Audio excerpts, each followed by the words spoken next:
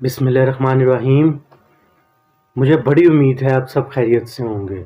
हादसों से भरी ज़िंदगी में आप सबके लिए फिर एक खौफनाक कहानी लेकर हाजिर हूँ।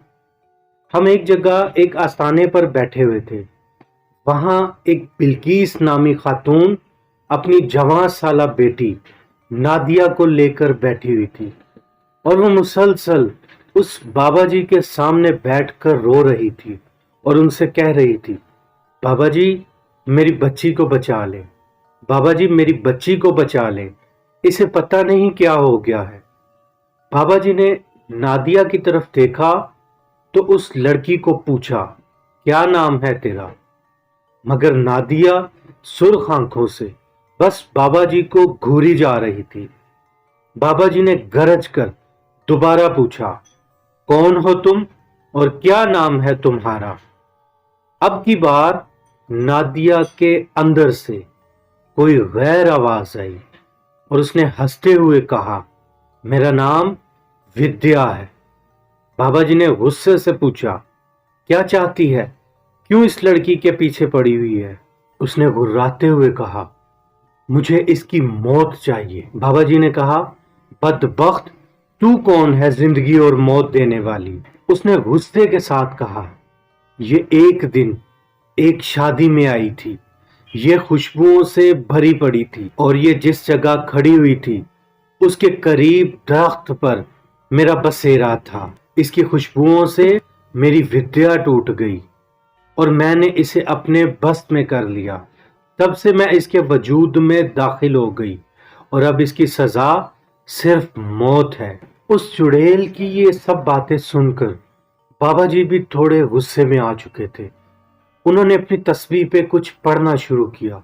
उन्होंने जैसे ही पढ़ना शुरू किया, वो रूह विद्या वो चीख चीख कर रोने लगी। बाबा जी ने पूछा, कमजात, क्या अब भी नहीं जाएगी तू? इसके साथ ही बाबा जी की ये लफ्ज कहने की देर थी, नादिया उस लड़की का जिस्म अकड़ना शुरू हो गया और हमारे सबके देखते ही देखते उसका जिस्म मुकम्मल अकड़ चुका था। जब उसका जिस्म मुकम्मल तौर पर अकड़ गया तो बाबा जी ने अपनी तस्बीह उस लड़की नादिया के चेहरे के ऊपर रखी और साथ मुसलसल कुछ पढ़ते जा रहे थे। नादिया बेहोश हो चुकी थी। बाबा जी ने कहा, इसे पानी पिलाओ और इसके मुंह पर कुछ छींटे मारो। जैसे ही उस लड़की नादिया के मुंह पर छींटे मारे गए, वो होश में आ चुकी थी। होश में आते ही वो अपनी माँ के गले लगकर लिपट कर रोई। वो बहुत बुरी तरह डरी और घबराई हुई थी।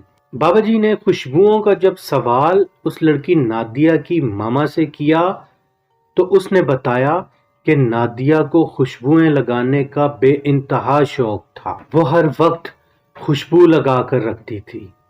जरा सी गलती एक मौत का सबब बन सकती थी, एक जिंदगी उजड़ सकती थी। हादसे जिंदगी के साथ जुड़े हुए हैं। अपना और अपने प्यारों का बहुत ख्याल रखें। सब्सक्राइब करके मेरे साथ जुड़ जाएं।